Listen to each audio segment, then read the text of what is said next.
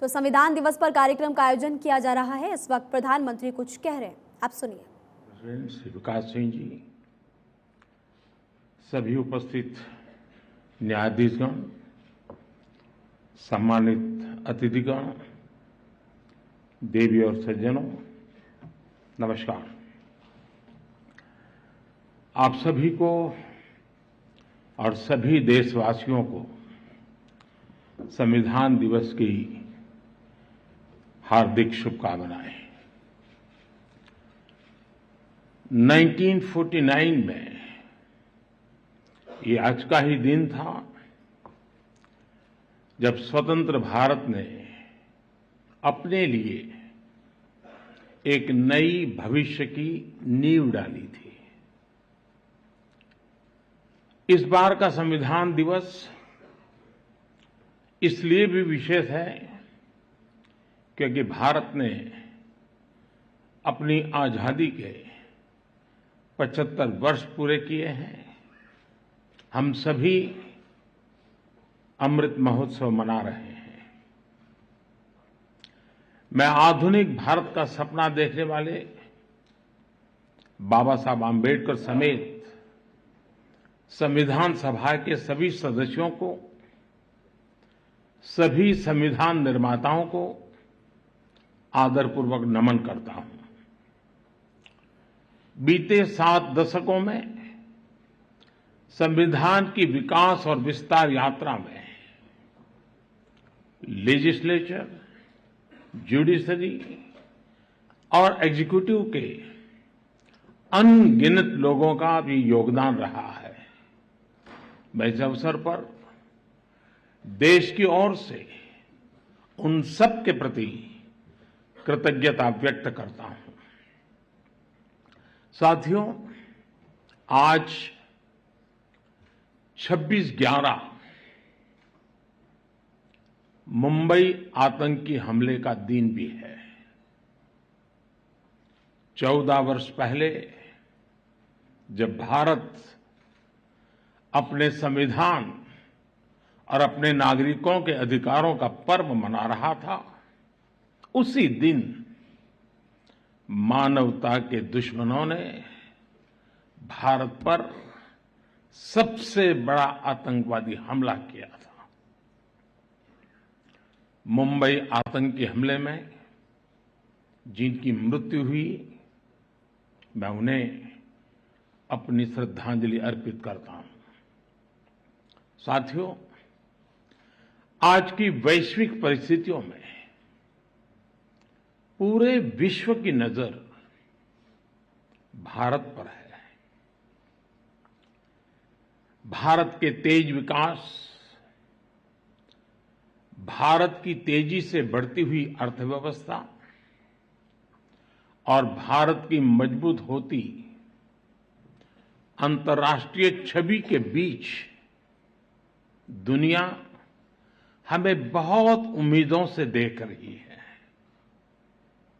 एक ऐसा देश जिसके बारे में आशंका जताई जाती थी कि वो अपनी आजादी बरकरार नहीं रख पाएगा, जिसके बारे में कहा जाता था वो बिखर जाएगा, आज पूरे सामर्थ्य से अपनी सभी विविधताओं पर गर्व करते हुए यह देश आगे बढ़ रहा है। और इन सब के पीछे हमारी सबसे बड़ी ताकत हमारा संविधान है। हमारे संविधान के प्रेम्बल की शुरुआत में जो वी द पीपल लिखा है, ये सिर्फ 3 शब्द नहीं है। वी द पीपल एक आह्वान है, एक प्रतिज्ञा है, एक विश्वास है। संविधान में लिखी ये भावना उस भारत की मूल भावना है जो दुनिया में लोकतंत्र की जननी रहा है, मदर ऑफ डेमोक्रेसी रहा है। यही भावना हमें वैशाली के गणराज्य में भी दिखती है, वेद की ऋचाओं में भी दिखती है। महाभारत में भी कहा गया है, लोकरंजनम एव अत्र राज्ञाः धर्मः सनातनः सत्यस्य रक्षणं चैव व्यवहारस्य चार्जवम। अर्थात लोक को यानी नागरिकों को सुखी रखना, सच्चाई के साथ खड़े होना और सरल व्यवहार, यही राज्य का व्यवहार होना चाहिए। आधुनिक संदर्भ में भारत के संविधान ने देश की इन सभी सांस्कृतिक और नैतिक भावनाओं को समाहित किया हुआ है।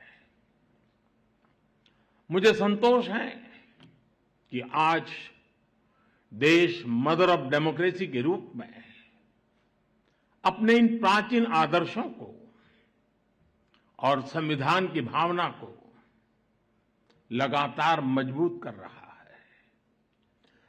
प्रो पीपल पॉलिसीज की ताकत से आज देश और देश का गरीब, देश की माताएं बहनें, उनका सशक्तिकरण हो रहा है।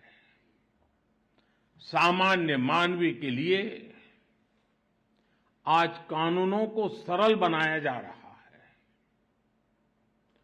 टाइमली जस्टिस के लिए हमारी जुडिशरी भी लगातार कई सार्थक कदम उठा रही है।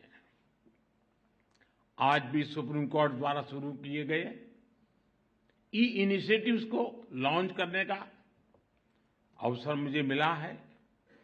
मैं इस शुरुआत के लिए और ईज ऑफ जस्टिस के प्रयासों के लिए मैं आप सभी को बधाई देता हूं। इस बार 15 अगस्त को लाल किले से मैंने कर्तव्यों की बात पर बल दिया था। ये हमारे संविधान की ही भावना का प्रकटीकरण है। महात्मा गांधी कहते थे कि हमारे अधिकार हमारे वो कर्तव्य हैं जिन्हें हम सच्ची इंटीग्रिटी और डेडिकेशन के साथ पूरा करते हैं। आज अमृतकाल में जब हम आजादी के 75 वर्ष पूर्ण करके अगले 25 वर्षों की यात्रा शुरू कर रहे हैं, तो संविधान का ये मंत्र देश के लिए एक संकल्प बन रहा है। आजादी का यह अमृतकाल देश के लिए कर्तव्य काल है। चाहे व्यक्ति हो या संस्थाएं, हमारे दायित्व ही आज हमारी पहली प्राथमिकता है। अपने कर्तव्य पथ पर चलते हुए ही हम देश को विकास की नई ऊंचाई पर ले जा सकते हैं। आज भारत के सामने नित नए अवसर बन रहे हैं। भारत हर चुनौती को पार करते हुए आगे बढ़ रहा है। एक सप्ताह के बाद भारत को G20 की प्रेसिडेंसी भी मिलने वाली है। ये बहुत बड़ा अवसर है। हम सभी टीम इंडिया के रूप में विश्व में भारत की प्रतिष्ठा को बढ़ाएं,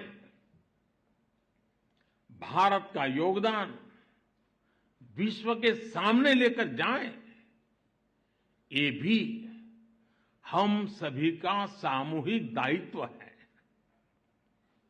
भारत की मदर ऑफ डेमोक्रेसी के तौर पर जो पहचान है, हमें उसे और सशक्त करना है। साथियों, हमारे संविधान की एक और विशेषता है, जो आज के युवा भारत में और भी प्रासंगिक हो गई है। हमारे संविधान निर्माताओं ने हमें एक ऐसा संविधान दिया है जो ओपन है, फ्यूचरिस्टिक है और अपने आधुनिक विजन के लिए जाना जाता है। इसलिए स्वाभाविक तौर पर हमारे संविधान की स्पिरिट यूथ सेंट्रिक है।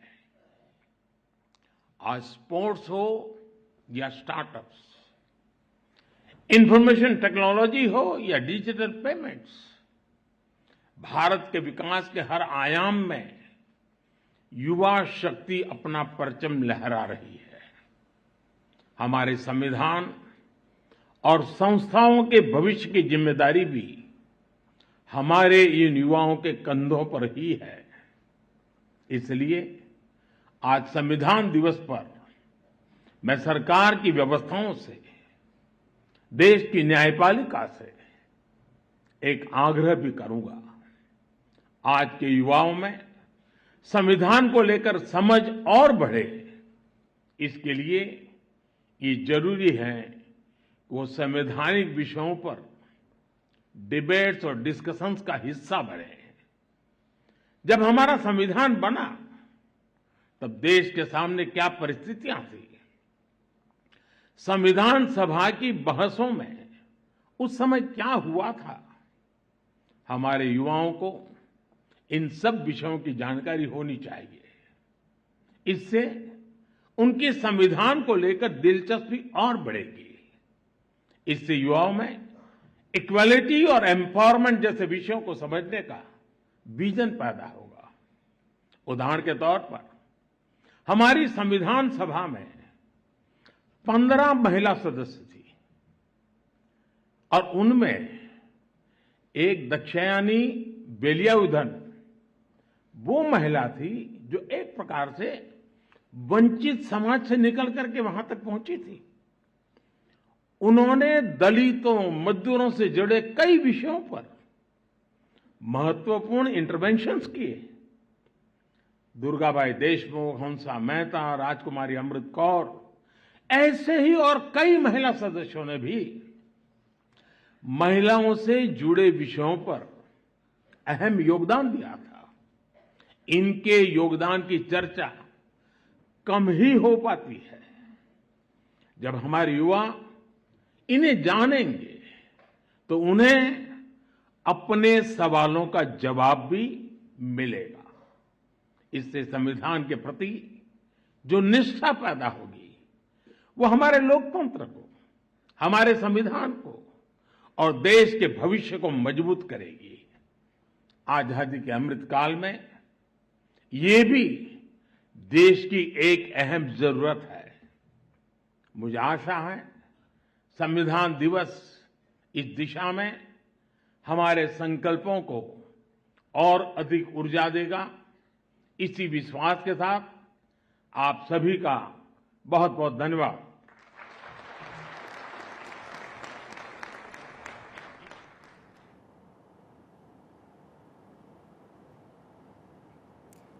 तो हमारा संविधान हमारी ताकत, प्रधानमंत्री मोदी के संबोधन को आप सुन रहे थे। उनकी तरफ से कई बड़ी बातें कही गई है। समय पर इंसाफ की कोशिश हमेशा रहती है और कानून को सरल बनाया जा रहा है। टीम इंडिया के रूप में देश को आगे बढ़ाएं, इस तरह की बातें उनकी तरफ से कही गई। दुनिया भारत को उम्मीदों से देख रही है।